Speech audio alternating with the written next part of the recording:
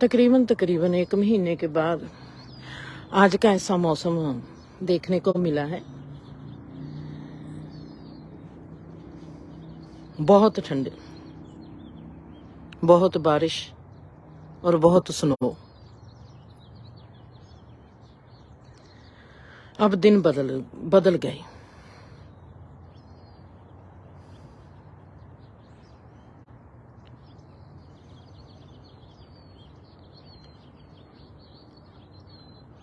हम सबसे गहरे एक दूसरे से जब जुड़े होते हैं, हमारा अपना आप, चाहे मानसिक लेवल का हो, चाहे बौद्धिक लेवल का हो, चाहे आत्मिक लेवल का हो, जब हम किसी के साथ भी, किसी चीज के साथ, किसी रिश्ते के साथ जुड़े हुए होते हैं, जो हमारी रिलेशनशिप होती है, उसके 3 रूप होते हैं। एक होता है एक रूप, एक को कहते हैं समरूप, एक को कहते हैं बहुरूप। जहां पर भी हमारी रिलेशनशिप में बहुरूपता होगी, वहां पर कॉमन बनेगी नहीं। हम अपने एक भी रूप को नहीं जानते जब तक हम अपने स्वभाव को नहीं जानते। हमारे बहुरूप जो हैं हमारी समझ में नहीं आएंगे और हमारे में कंफ्यूज पैदा होगी। हमारे में घबराहट, बेबसी, लाचारी, तनाव सब पैदा होता चला जाएगा। हमारी बहुरूपता हमारी योग्यता है। हम जिंदगी के अलग अलग डिमेंशन में, अलग अलग रूप रंग आकार में ही नहीं, गुण रूप में भी, योग्यता में भी, पात्रता में भी इस जीवन को बेखूबी से देख सकते हैं। जब हम धर्मों ग्रंथों में ये पढ़ते हैं कि परमात्मा अनंतता है, उसका कभी अंत नहीं होता, इसका मतलब है कि हर जीव का कभी अंत नहीं होता। हमारी जो स्थिति है, मानसिक स्थिति है, उसका अंत हो जाता है। हमारी आत्मिक स्थिति का कभी अंत नहीं होता। आत्मा क्या है? किसी ने पूछा कि आत्मा क्या है? हमारा बल, हमारी पावर, हमारी ताकत, हमारी हिम्मत,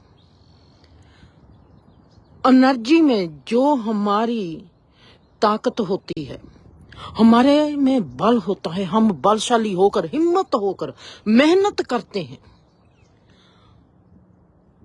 हट, जिद उस चीज की मजबूती है। सीमेंट की ईंट है जे मिट्टी की ईंट नहीं है। मिट्टी की ईंट है हमारा मन, हमारी आत्मा सीमेंट की सी ईंट है। सीमेंट की भी नहीं कह सकती, पत्थर की। हमारा बल, हमारी विल पावर, मैं जे कर दूं, हमारी गहराई, गहरी से गहरी ताकत, एक रूपता। एक रूपता और समरूपता में कुछ फर्क होता है। समरूपता जिनकी क्वालिटी एक जैसी हो, और उस समरूपता को जब हम जीते हैं, वो बन जाती है एक रूपता। परमात्मा है एक रूपता। हम सब एक रूप हैं। हमने उस एक रूप को, जहां हम कहें कि हमने उस परमात्मा के एहसास को देखना है, हमको वो दिखाई नहीं देगा। परमात्मा का रस पहले हमारे रिश्तों में आएगा, हमारी जीभ पर आएगा, हमारी आंखों में आएगा, हमारे कानों में आएगा। हम कहेंगे कि हमने परमात्मा का रस देखना है। जब तक हमारे को दिखते संसार में वो रस नहीं आएगा, जब तक हमारे अपने आप में वो रस नहीं आएगा, अनदेखे के साथ हमारा रिश्ता बन नहीं सकता। जो दिखाई देता है उनके साथ रिश्ता बनना चाहिए, क्योंकि उनके जरिए ही हम अनदेखे के साथ उस अज्ञात क्षेत्र में प्रवेश हो सकते हैं। बुद्धि तल क्या होता है? बोधक तल किसको कहते हैं? बोधक तल हमारा तब जागरूक होता है जब हमारा पास एक मकसद होता है। मकसद के बिना हमारे पास कभी भी हमारा बोधक तल नहीं होगा। बोधक तल में जीने वाला इंसान कभी भी फॉलोअर नहीं हो सकता, वो लीड करने वाला होगा।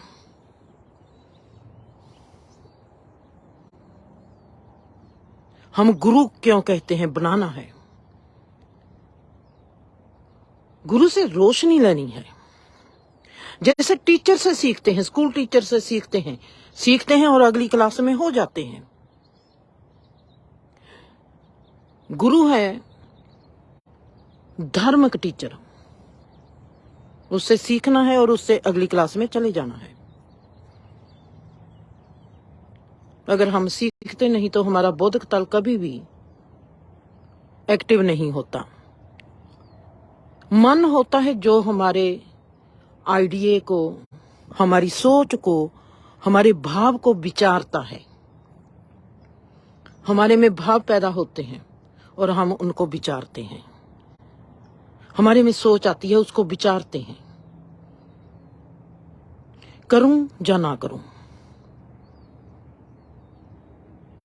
जब हमारे में विचारता आती है, हम मननशीलता हो जाते हैं। जब हमारे में डिसीजन हो जाता है कि ये मैं करना है, ये मकसद बन गया। जब हमारे में डिसीजन हो गया कि मेरा ये कदम है, चाहे हम गलत जगह पर ही खड़े हैं, तो हम बौद्धिक तल में चले गए। थोड़ा सा फर्क है। वही चीज हमारे बल पर कन्वर्ट हो जाती है। थोड़ा सा बोलने से ही हमारा बौद्धिक तल शुरू हो जाता है, हमको पता ही नहीं चलता।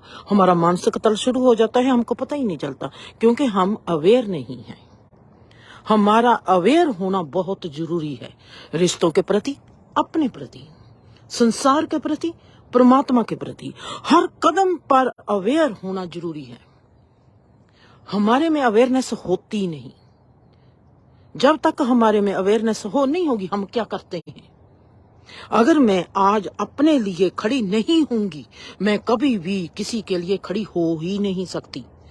इंसान की यात्रा शुरू होती है इंसान से, खुद से। अगर मेरे में बल मेरे लिए पैदा नहीं होगा, मेरे में बल किसी के लिए भी पैदा नहीं होगा, मैं झूठी हूं। किसी ना किसी जगह पर जाके वो टूट जाएगा।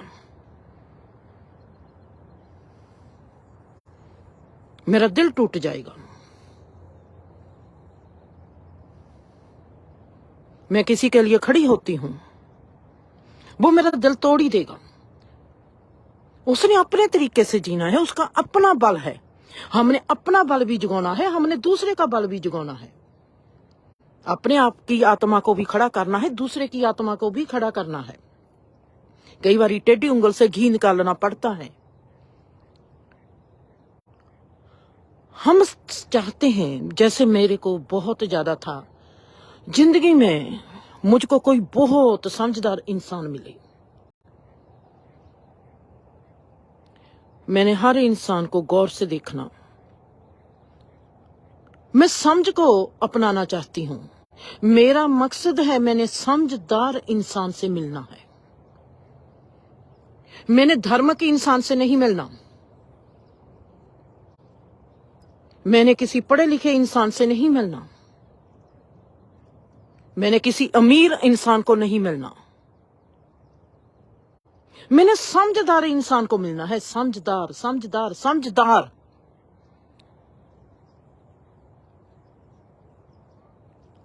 चारों तरफ कहते हैं हम समझदार हैं।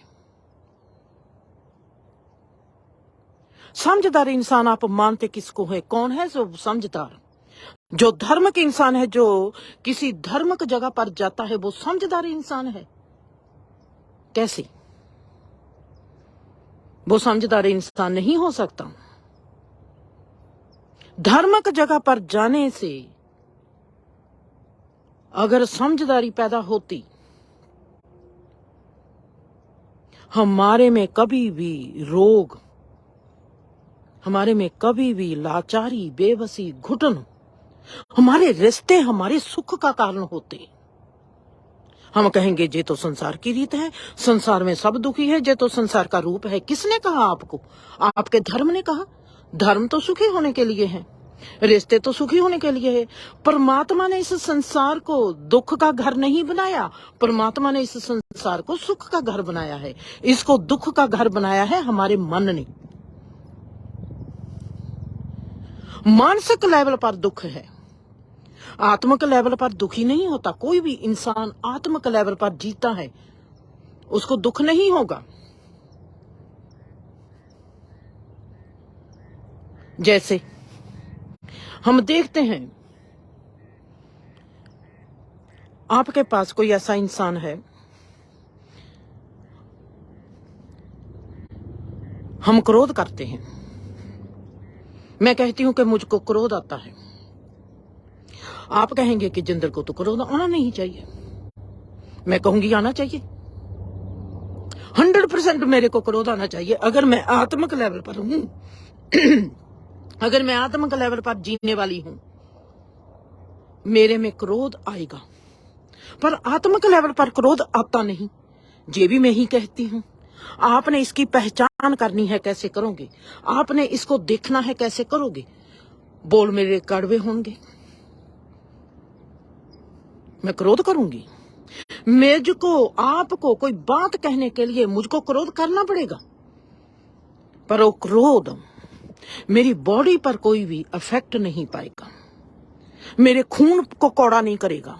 जो उस चीज के साथ मेरे भीतर घटना घट रही है, उसका मेरे पर कोई प्रभाव नहीं पड़ रहा। मेरा क्रोध है मेरी जुबान पे। आत्मिक लेवल वाले इंसान का जो क्रोध होता है, वो क्रोध नहीं होता, वो जोश होता है।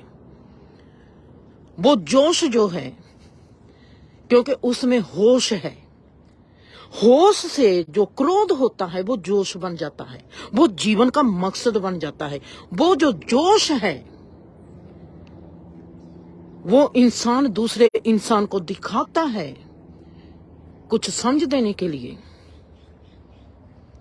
कुछ समझाने के लिए, कुछ बताने के लिए कि आप कब तक जीवन में बेवकूफ रहोगे, कब तक।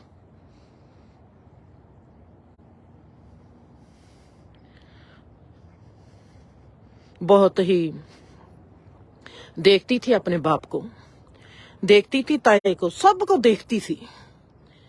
मुझको पसंद है समझदार इंसान, जिसको जीना आ गया, जिसने देखा कि ये है मेरा जीवन, जिसने कहा परमात्मा ने इतने सुंदर जीवन में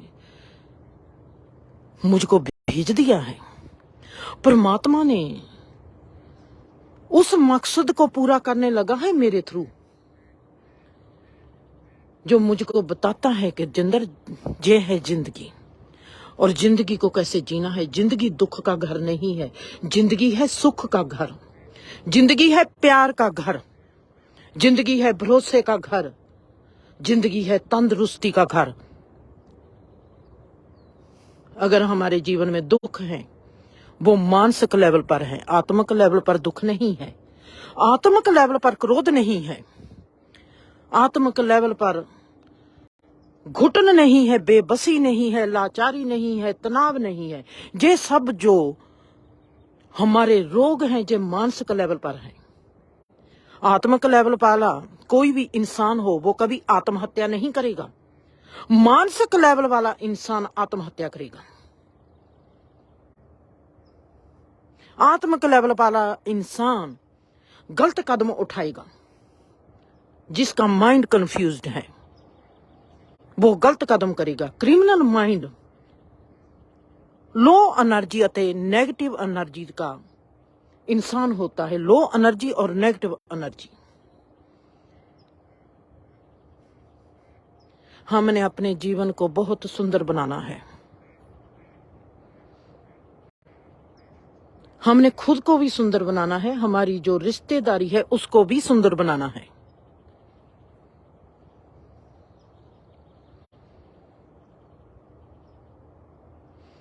मैंने बहुत बार देखा, रूपा मेरा बहुत ही प्यारा एहसास है।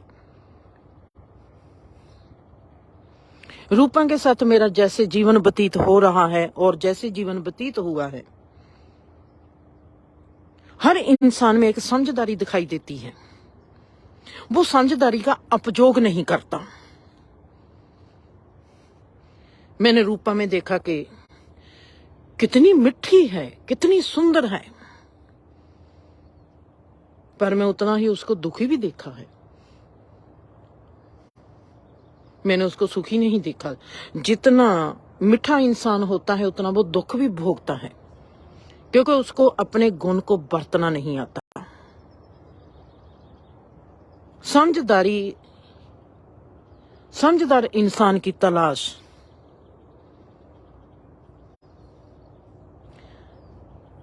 बहुत ही मेरे जहन में थी कि मेरे को समझदार इंसान मिलना चाहिए। मैंने समझदार इंसान के साथ जीना है। प्यार हो चाहे ना हो, पर मेरा वास्ता समझदार इंसान के साथ होना चाहिए। मेरी मैरिज होगी। परमात्मा ने पहले नजर पर ही, लुधियाने की डॉक्टरनी थी जिसको शुरू से ही शौक था कि मैंने जिंदर का रिश्ता करवाना है, उसने अपना चाह पूरा किया और मेरे को कनाडा भेज दिया। उसने मेरा रिश्ता करवाया। वो मुझको अपनी बेटी मानती थी और मुझको शौक था कि जिसके साथ मेरी मैरिज हो रही है वो बहुत गहरा समझदार इंसान होना चाहिए। प्यार हो चाहे ना हो, सुंदर हो चाहे ना हो, जीवन में चाहे लुल्ला लंगड़ा इंसान ही मुझको मिल जाए, पर उसमें समझदारी होनी चाहिए। मैं किस समझदारी को ढूंढती थी, मैं किस समझदारी की बात करती थी? जिसको जीना आता हो, जो हर मसले को हल करना जानता हो, जिसमें उठना बैठना सोना जागना उसके जीवन को सुंदर बना जाए।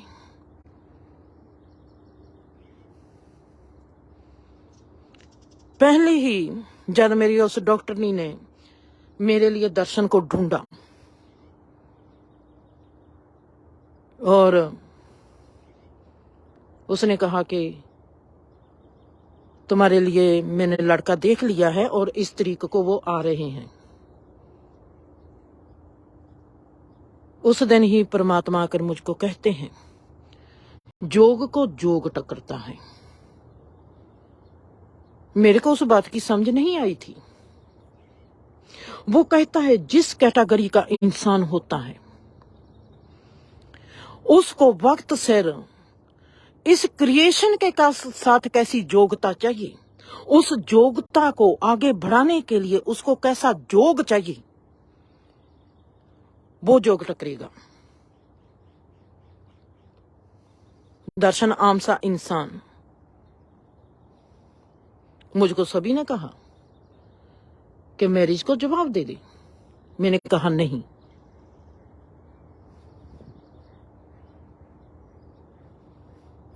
लोगों ने कहा कि ये कनाडा के लिए जाती है, कनाडा के लिए हाँ करती है।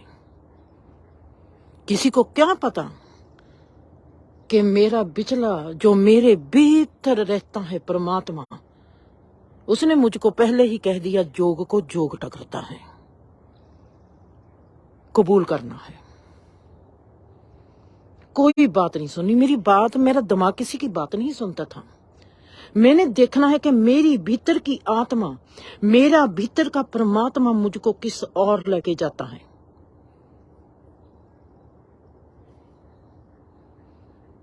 क्योंकि मुझको तलाश है समझदार इंसान की।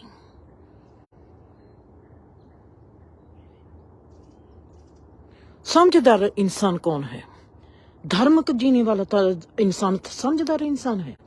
अगर धर्म को जीने वाला इंसान समझदार इंसान होता, आज कितने इंसान हैं जो धर्म की जगहों पर जाते हैं, उनके जीवन में सुख आ गया, उनके जीवन में रोग मिट गए, उनके जीवन में फिक्र मुक गए, उनके जीवन में तनाव मुक गए, वो घुटन बेबसी लाचारी तो फ्री हो गए। कितने लोग हैं जो डेरों पर जाते हैं, क्या उनका जीवन सुखी हो गया?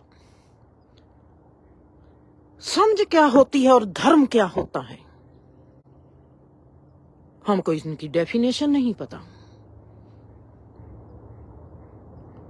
धर्म की डेफिनेशन क्या है?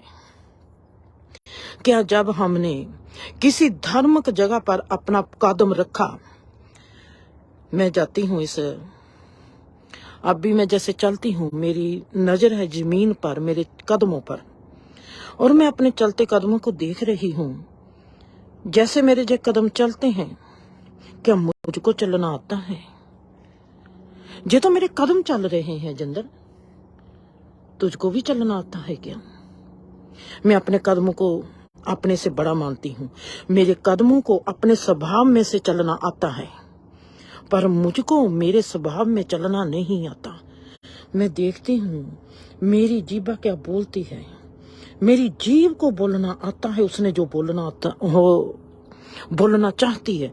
अगर वो प्यार करती है तो प्यार के अल्फाज ढूंढती है, अगर वो नफरत करती है तो नफरत के अल्फाज ढूंढती है, अगर उसको क्रोध है तो वो क्रोध के अल्फाज ढूंढती है, अगर उसने किसी से भरोसा करना है वो भरोसे के अल्फाज ढूंढती है। मैं देखती हूँ मेरी जीभा मुझसे कितनी होशियार है। मेरी जीभा अपने स्वभाव में कितनी कामयाब है, अपने गुण रूप में कितनी कामयाब है। उसमें सोच आती है कैसी आती है, उसमें भाव उठता है कैसा उठता है, वो वैसे ही अल्फाजों को यूज करती है। मैं देखती हूँ मेरे कानों का स्वभाव कैसा है। मेरे कान किसकी आवाज सुनना चाहते हैं? प्यार से, किसी धर्म के गीत से लगाव रखते हैं, या किसी फिल्मी गीत से लगाव रखते हैं? मेरे कानों में किस आवाज का रस चाहिए? जे मेरा कानों का रस जो है वो किस चीज पर टिका हुआ है? वो मेरे भाव पर टिका हुआ है, मेरी मानसिक दशा पर टिका हुआ है। मेरी मानसिक दशा इस वक्त क्या है? मैंने अपनी मानसिक दशा को ढूंढना है, मेरी मानसिक दशा, क्योंकि मैंने अपने स्वभाव को ढूंढना है। मेरा स्वभाव क्या है? मैं देखती हूँ कि मेरी मानसिक दशा के हिसाब से मेरे कान भी अपना धर्म निभा रहे हैं, पर मैं जो हूं मैं अपना धर्म नहीं निभा रही। मेरा धर्म क्या है? मेरा स्वभाव क्या है? मेरी गुण रूपता क्या है? मेरी पात्रता क्या है? मेरी योग्यता क्या है? वो मुझको पता नहीं। मेरे कान वक्त के अनुसार चलते हैं, मेरी कदम वक्त के अनुसार चलते हैं, मेरी जीभा वक्त के अनुसार चलती है, मेरी आंखें भी वक्त के अनुसार चलती हैं। मैं इस माहौल में खड़ी हूं। मैं इस माहौल में आकर क्यों खड़ गई? मुझको एकांत चाहिए,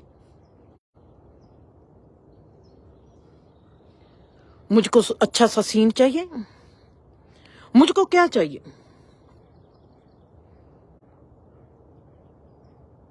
मैं देखती हूं हर चीज मेरे में गुणवान है। मेरी जीभा, मेरी आंख, मेरे कान, सब कुछ गुणवान है। फिर मेरे में लाचारी क्यों है? मेरे में रोग क्यों है? मेरे में बेबसी क्यों आती है? मेरी बेबसी मुझको क्यों ऐसे डंकती है? मेरी बेबसी मुझको दुख क्यों देती है? मैं जीवन में सुखी होना चाहती हूँ, क्योंकि मैं अपने स्वभाव के साथ, अपनी योग्यता के साथ, अपनी पात्रता के साथ इंसाफ नहीं करती। मेरा अपने स्वभाव के प्रति जागना नहीं है। जीवन में मैं किसी को भी उठा लूं, किसी भी रिश्ते को उठा लूं, मैं सुखी कर नहीं सकती जब तक मैं खुद सुखी नहीं हो जाती। मेरा सुखी होना, मेरा सुखी कदम उठना सबसे पहले जरूरी है, अगर मैंने अपने आप को और अपने रिश्तों को सुखी करना है। अगर मैं कहूंगी कि मैंने तो अपने सखदेव भाई को सुखी करना है, मैं उसको कभी सुखी नहीं कर पाऊंगी। 100% मैं सुखी नहीं कर पाऊंगी। उसकी मानसिक दशा क्या है मुझको समझ नहीं आएगी। मानसिक दशा की समझ का आना ही धर्म की समझ का आना है। वहां से शुरुआत हो जाती है धर्म की, जब हमको हमारी मानसिक दशा का ज्ञान हो जाता है।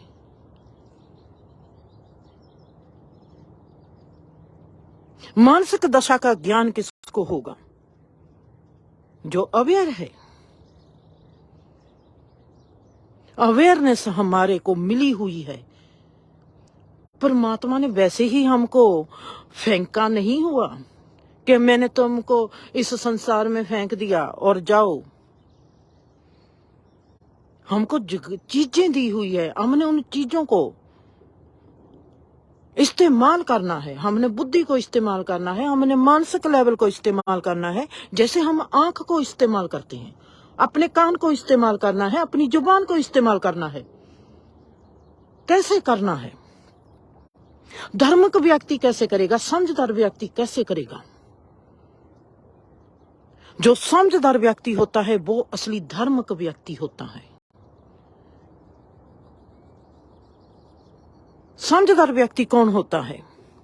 जिसका जीवन सुखी हो गया,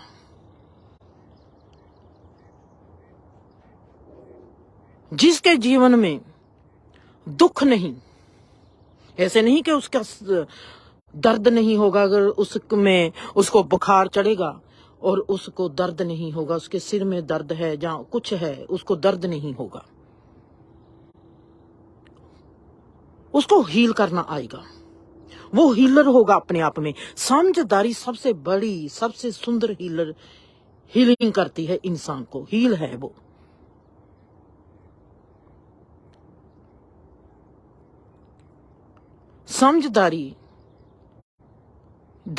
समझदारी का जन्म होता है होश से। उसकी दाई है योग्यता, उसकी दाई है पात्रता, जो उसको पैदा होने में मदद करती है।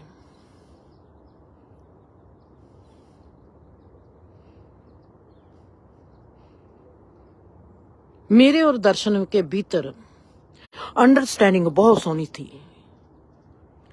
हमारी समझदारी एक दूसरे के प्रति बहुत सुंदर थी। आपको मैं अगर कहूं कि कोई आपने ऐसा जोड़ा देखा है कि 13 साल तक वो कभी झगड़ा ना करे?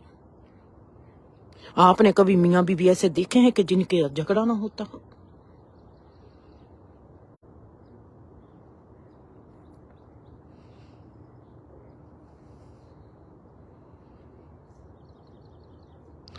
दर्शन को एक बार गुस्सा आ गया अपने माँ बाप पर। माँ बाप की गलती थी और मुझको पता नहीं चलता था कि मैं इसको कैसे रोकूं और इसको क्यों कैसे कहूं कि गुस्सा करने से क्या होता है। गुस्सा करने से कभी भी जिंदगी के हल नहीं निकलते। मैं तो आप उस वक्त मेरी उम्र थी 19 साल की थी और उसका गुस्सा मेरे से देखा नहीं जाता था, क्योंकि मैंने बचपन से ही गुस्सा देखा था। गुस्से से मुझको नफरत थी। अब मैं देखती हूं कि दर्शन को बहुत गुस्सा है, बहुत क्रोध है। मैंने कहा कि इस इंसान के क्रोध को मैं कैसे कम कर सकती हूँ, मुझको क्या करना चाहिए। मैं आराम से अपने कमरे में गई और मैं कमरे को बंद कर लिया भीतर से। 5 मिनट के बाद मैं निकली। वो क्रोध में आले दुआले गेड़ी निकालता है, कभी उधर को घूमता है, कभी उधर को घूमता है, उसको पता नहीं चलता। मैं क्या करूं? मैंने 2 प्लेटें उठाई और 2 मंजिल का घर है और सांडिक कहते हैं, और सांडिक के जिसको बालकोनी कहते हैं, बालकोनी में जाकर खड़ी हो गई। नीचे सीमेंट था और मैंने दोनों प्लेटों उठाकर वहां पर जोर से मार दी। मैं क्यों करती हूं, मैं कैसे करती हूं, मैंने ये कदम क्यों लिया, मुझको कोई पता नहीं। 5 मिनट में मुझको मेरी अचेतन अवस्था क्या कह के गई है, मुझको कोई पता नहीं। मैं एक्शन कर रही हूं पर अनजाने में कर रही हूं। उस एक्शन में कोई सुंदरता है भी या नहीं सुंदरता है, पर मुझको पता है कि जो मैंने 5 मिनट अपने आप को कमरे में दिए हैं, वो मैंने अपने आप को खाली किया है, अपने आप को खाली स्पेस बना लिया है। मुझको ये भी नहीं पता कि मैं अपने आप को ऐसे खाली कर रही हूं, उससे भी मेरी स्थिति अनजान है। जो भी कर रही हूं वो मेरा पहला एक्शन था जिंदगी का, जो मुझको आज तक नहीं भूला।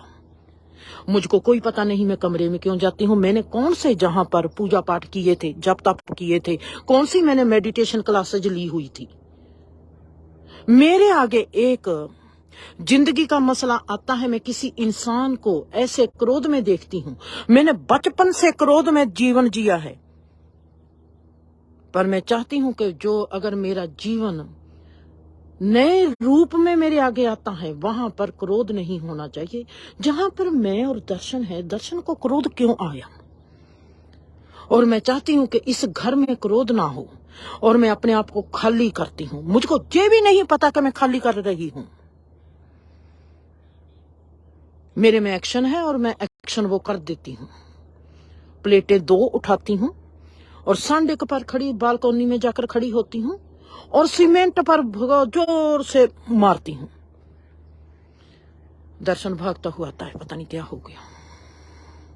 उसका क्रोध इतना पावरफुल है, मैं देखती हूं कि मेरे को समझ नहीं, मैं आप बच्ची हूं, मुझको नहीं पता चलता कि मैं इसको कैसे रोकूं, क्योंकि मैंने किसी को रोकते नहीं देखा, झगड़ते देखा है, पर किसी को किसी का क्रोध हजम करते हुए नहीं देखा। बोलना मुझको आता नहीं, समझ मेरे में है नहीं, और मुझको क्या पता था इस चीज का रिएक्शन इतना सुंदर होगा। उसके साथ मेरे में एक घटना घट जाती है।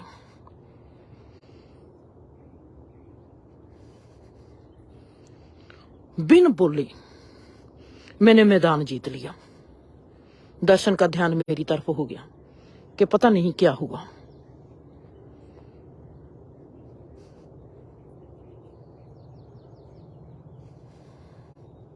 उसका क्रोध वहां पर गायब हो गया। उसने मेरा हाथ पकड़ा और मुझको सोफे पर बिठाया। मैं देख रही हूं जे मैंने क्या किया। बहुत मेरी अनजान स्थिति है। उसको मेरी फिक्र पड़ गई, जे क्या हो गया। वो अपने क्रोध को भूल गया।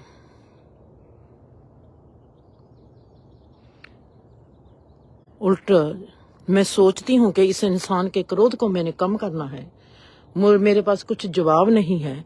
उल्टा वो मुझको पानी लाकर देने लगा। जब पानी पी, क्या हुआ?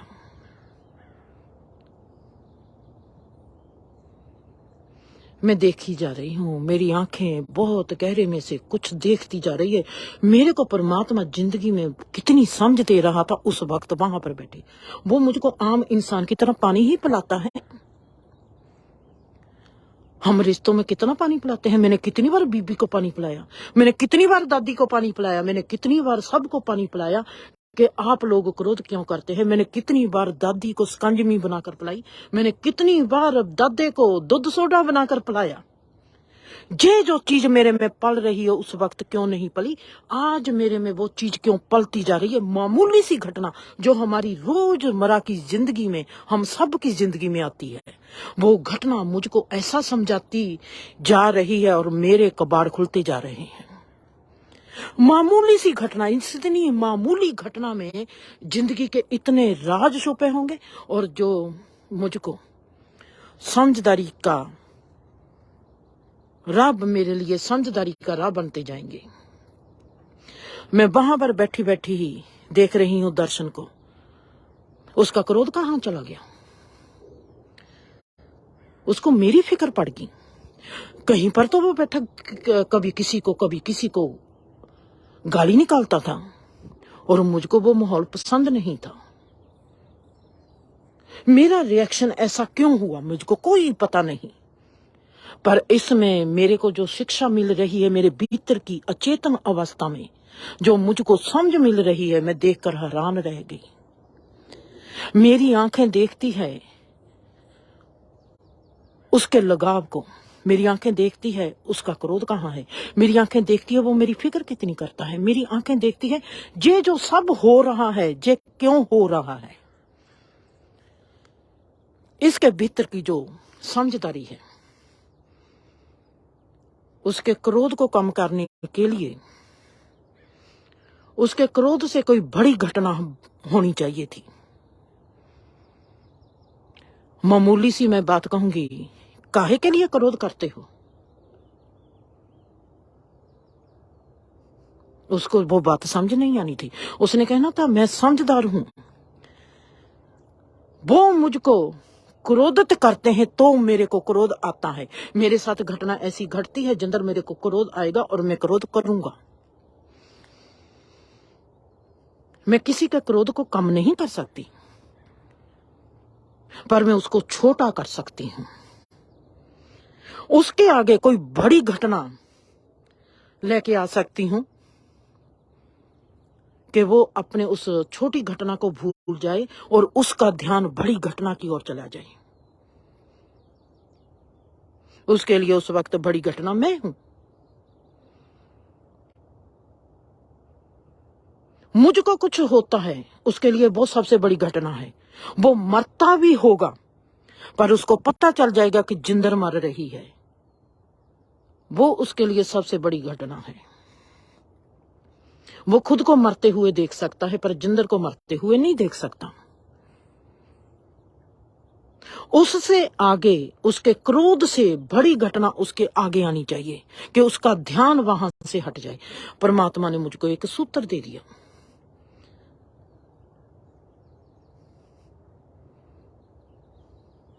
दर्शन मेरे पीछे पीछे घूमता है, मेरे से पूछता है क्या हुआ क्या हुआ क्या हुआ, तुमने प्लेटें क्यों छोड़ी।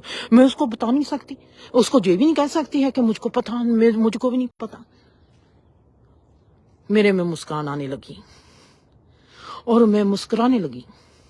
जब दर्शन मेरी ओर देखता है मैं नीचे को आंखें कर लेती हूं।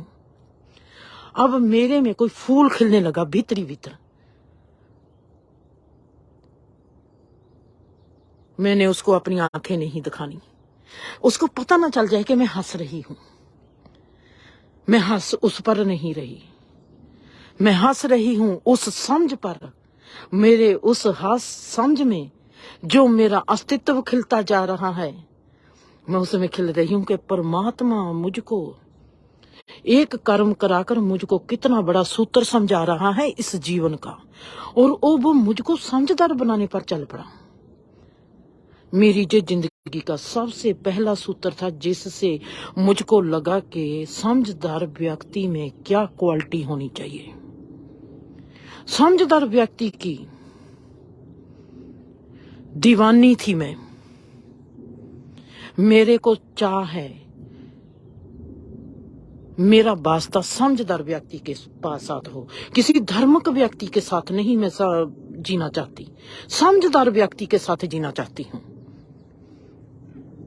मैं किसी पढ़े लिखे इंसान के साथ नहीं जीना चाहती, समझदार इंसान के साथ जीना चाहती हूं, जिसको पता हो कि जिंदगी का कोई भी मसला हमारे आगे आए, हमने उस मसले को कैसे डिलीट कर देना है, किसी को पता भी ना चले कि ये डिलीट हो गया। वो समझ, वहां से मेरी यात्रा शुरू हो जाती है। वो जो मेरे में मुस्कान आती है, जो मेरे में फूल खिलता है, जो मैं दर्शन के गुस्से को देखती हूँ, उसका गुस्सा कैसे कम हो जाता है। फिर मैं उसको सोफे पर बिठाती हूँ। पहले तो वो मुझको सोफे पर बिठाते हैं। अब मेरी बारी आ गई। यह है रिलेशनशिप, अंडरस्टैंडिंग। अब मेरी बारी है। दर्शन को मैं सोफे पर बिठाती हूँ।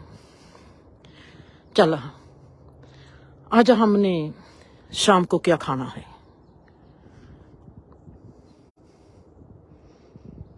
दर्शन मुझको कहते हैं आप बताओ।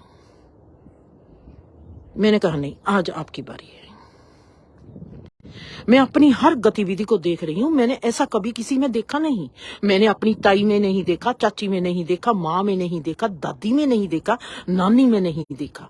ये बात कहां से शुरू होगी? मेरी आंखों में चमक। ये कहां से जीवन का नया उद्घाटन हो गया? वहां पर बैठ के सोचती हूं, भीतर ही भीतर परमात्मा ने दर्शन को क्रोध दिया। नाइस। मुझको क्या पता था? मैं तो क्रोध को मानती थी जो तो बहुत बुरी चीज है। उस क्रोध में छुपे हुए मेरे को जो सूत्र मिला है वो मुझको कैसे मिलता?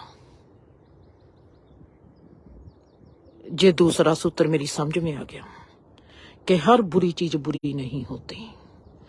उस बुरी चीज को अगर हम समझ लेंगे उसमें भी एक फूल खिल जाएगा। एक ही घटना में दूसरा सूत्र मेरे आगे घूमने लगा। वाह, क्रोध भी, इसका मतलब है कि जो क्रोध भी होता है, सीखने वाले ने उससे भी सीख लिया, ये तो उससे भी अच्छी बात होगी। अब मेरा फिर वही काम चलता है। भीतर ही भीतर मैं खुश हो रही हूँ, ऊपर से ऊपर मैं अपना क्रोध भी जारी रखती हूँ। मेरी आंख में खुशी भी है। अगर मेरे को लगता है कि दर्शन ने मेरी खुशी को पकड़ लेना है, मेरे हास्य को पकड़ लेना है, मैं सिर को दूसरी तरफ घुमा लेती हूँ। जब मेरी आंख में थोड़ा सा इतराज आता है तो मैं उसकी तरफ देखना शुरू कर देती हूँ। उसको इतराज दिखाना अभी मेरा कम नहीं हुआ। वो ठंडा होता जाता है। वो पूछता है आज का खाना, जो जिंदर कहेगी वो खाएंगे। मैंने कहा मैंने तो खाना ही नहीं। कहते क्यों? मैंने कहा दर्शन, हमने जब ये घर बनाया था, मैंने तेरे को कहा था कि मैंने इस घर को मंदिर बनाना है। इसमें क्रोध, घुटन, बेबसी, लाचारी नहीं होगी। तुमने जहां पर क्रोध करके मेरी उस चीज को भंग किया है, आज तो 2 प्लेटें तोड़ी है, कल को 8 प्लेट को तोड़ूंगी। जो भी चीज तू खरीद कर लेके आएगा सब की सब तोड़ डालूंगी। अगर इस घर में मुझको क्रोध दिखाई दिया, सजा मिलेगी। पैसा कमा, सारा खूह में डालूंगा।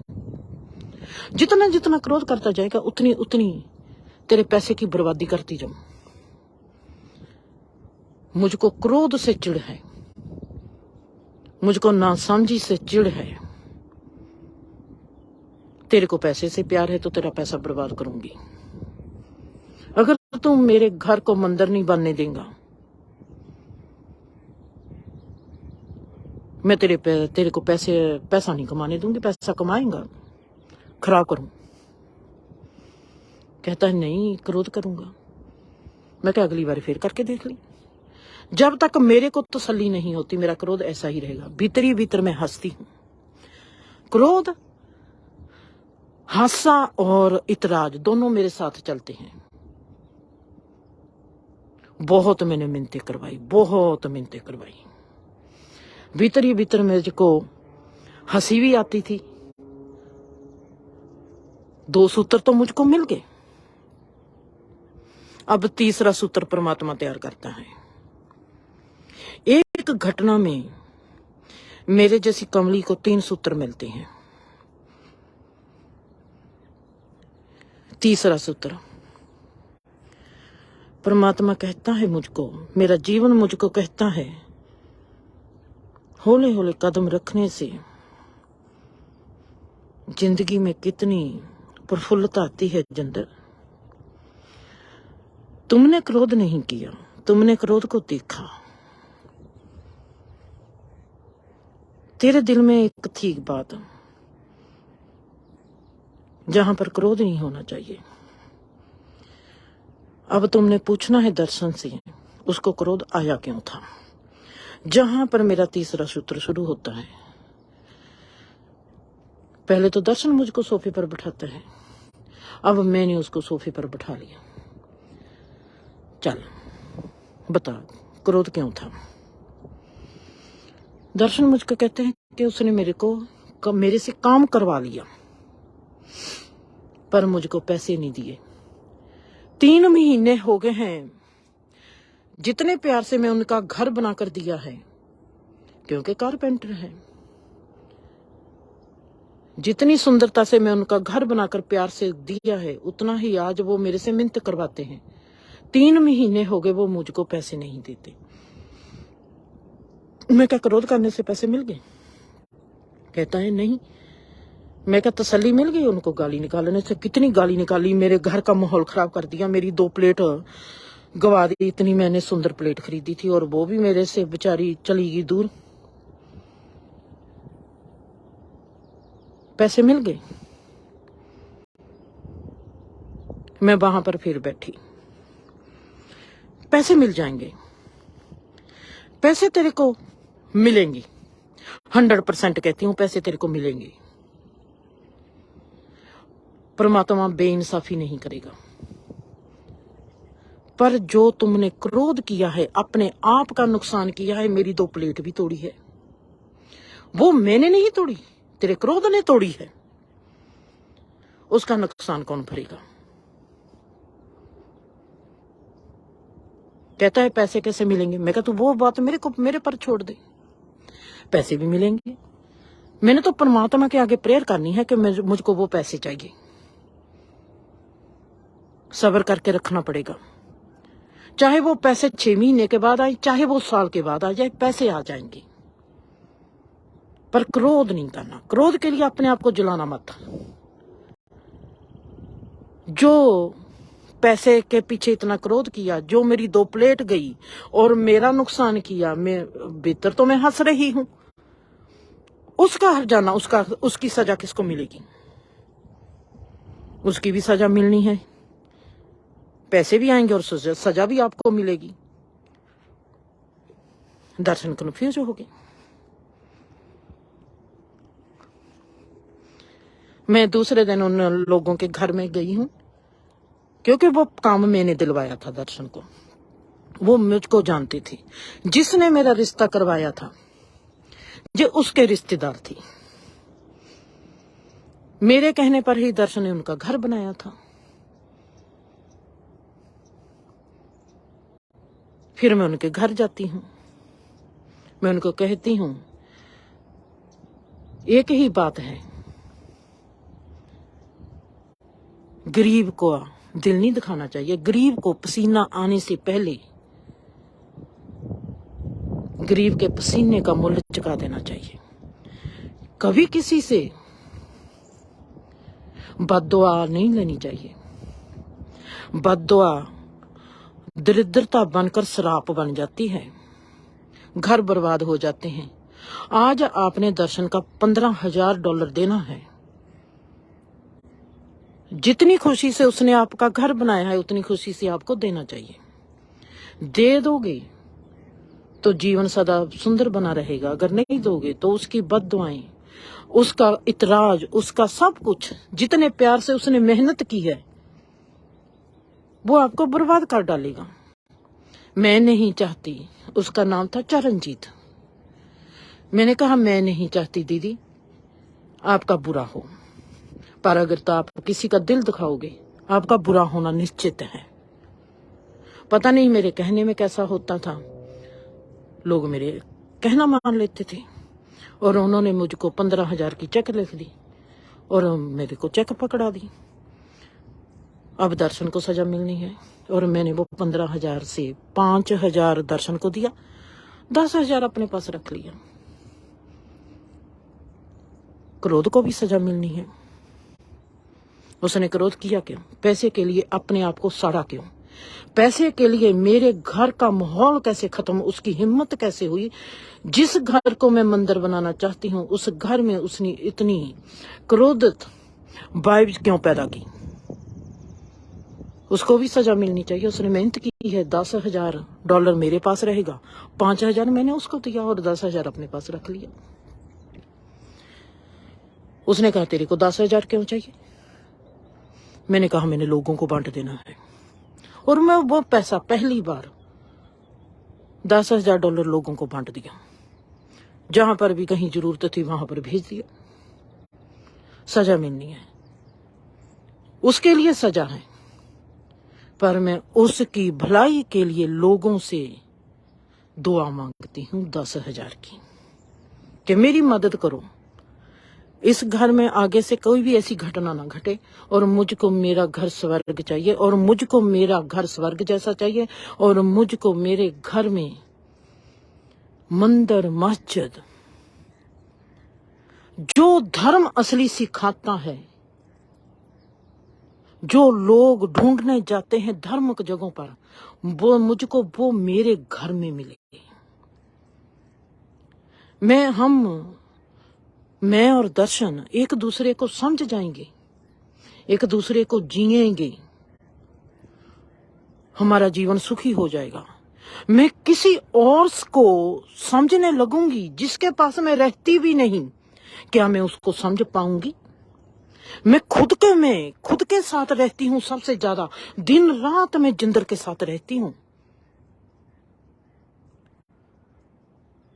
अगर मैं जिंदर को ना समझ पाई, मैं किस रिश्ते को समझ पाऊंगी? मैं नहीं दर्शन को समझ पाऊंगी, मैं नहीं मोनिका को समझ पाऊंगी, मैं नहीं रवि को समझ पाऊंगी, मैं किसी भी अपने रिश्ते को कभी समझ नहीं पाऊंगी जब तक मैं जिंदर को नहीं समझ पाऊंगी। जिंदर को समझना, जिसके साथ मैं सोती हूँ, जागती हूँ, जिसको मैं खिलाती हूँ, जिसके साथ मैं हंसती हूँ, जो मेरी हंसने में, सुनने में, देखने में मदद करती है, जब तक मैं उसको नहीं समझती, मैं किसी को जीवन में समझ सकती ही नहीं। चाहे वो कोई धर्म है, चाहे वो कोई परमात्मा है, चाहे वो जीवन का कोई मेरी माँ है या बाप है, कुछ भी हो। वहां से मुझको 3 सूत्र मिलते हैं।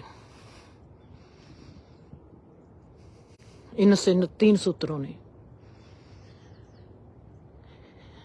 मेरी तलाश शुरू करवा दी। मुझको कोई समझदार इंसान तो मिला नहीं, मेरा जीवन मुझको समझदार बनाने लग पड़ा,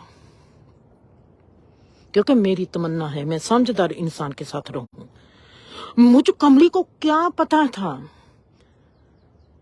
कि मेरे लिए सबसे समझदार इंसान जिसके साथ मैं रहना चाहती हूँ वो मैं ही हो सकती हूँ, और कोई नहीं हो सकता।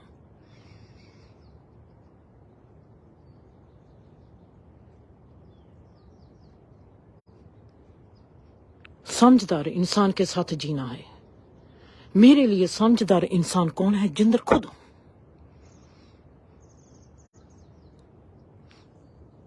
और कोई भी नहीं। जिस दिन मैं खुद अपने लिए समझदार बन गई, जो 24 घंटे मेरे साथ रहती है, सोती भी मेरे साथ है, जागती भी मेरे साथ है, मेरे भीतर रहती है, उस जिंदर को मैंने कैसे देखा पहली बार? आपने कल की पोस्ट देखी है। मेरी मौत का वो पल, इसके साथ मैं बंद करूंगी। मेरी मौत का वो पल, मुझको मौत को जीना बहुत अच्छा लगता था। मेरे में ये था कि मौत परमात्मा ने क्यों क्रिएट की है। हम इतनी सी बात कहकर मैं राजी नहीं होती। ओ परमात्मा ने जन्म दिया है तो परमात्मा मौत भी देगा। ओ परमात्मा इस संसार में बदलाहट भी करेगा। परमात्मा है। परमात्मा हमको चिरंजीव भी बना सकता था। हमारा जो रूप रंग आकार सदा के लिए भी निमित्त कर सकता था। उसने किया नहीं। क्यों नहीं किया? जहां हमने होने नहीं दिया। मेरे को मेरी लव स्टोरी का पता है, मेरे को मेरी प्रेम कहानी का पता है, मेरे को मेरी घटना का पता है, मेरे को अरियाना के साथ मेरे गहरे रिश्ते का पता है, मेरे को पता है मेरी उस मौत का। जब मैंने मौत के वक्त अपने आप को ब्रह्मांड बनते हुए देखा था। आज मेरी तमन्ना है कि मैं उस मुकाम तक पहुंचूं जहां पर मेरी मौजूदगी नामौजूदगी में भी हो, जहां पर मेरी गैर हाजिरी में भी मेरी हाजिरी लगी हो। वो मुकाम मरते हुए, मरने के बाद भी मैं जीवित हूं, उस चीज को देखना और उसको जीना और उसमें रहना। कल जब मैं फोटो खींचने लगी, मेरी आंखों में मुझको मेरी कोई दास्तान छुपी हुई मेरी उन आंखों में मुझको दिखाई दी। ये तो आंखें मैंने देखी हुई है, ये आंखें मैंने कहाँ देखी हुई है? इन आंखों को मैंने जिया हुआ है। मैं 1.5 घंटा उन आंखों को देखती चली गई।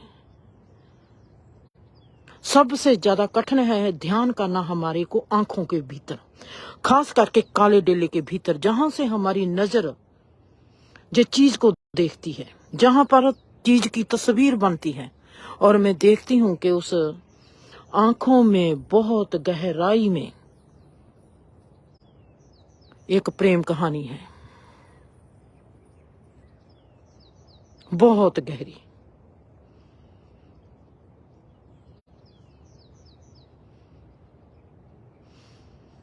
उस प्रेम कहानी के इंतजार में जैसे मेरे में प्रण है कि मैं ये आंखें कभी बंद नहीं करूंगी, चाहे मौत ही क्यों ना आए।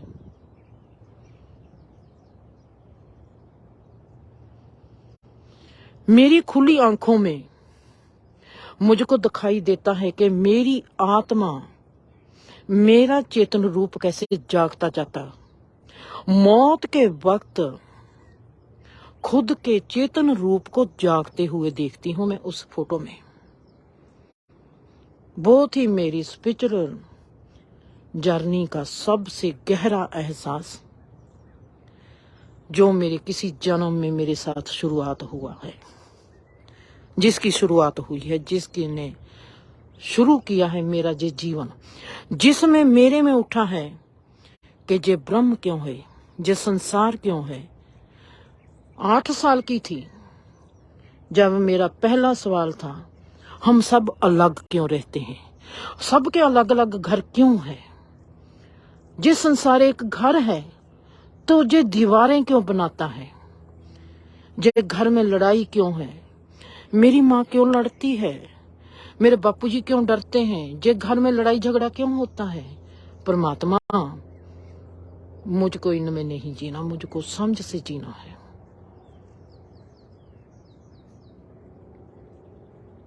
प्रेम कहानी, अनोखी वारदात, अनोखा जागना।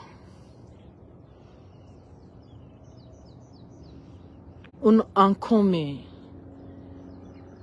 ऐसी क्या घटना थी, और वो परमात्मा को और ब्रह्मांड को कैसे देखती हैं, जहां से मेरी जागरूकता शुरू होती है।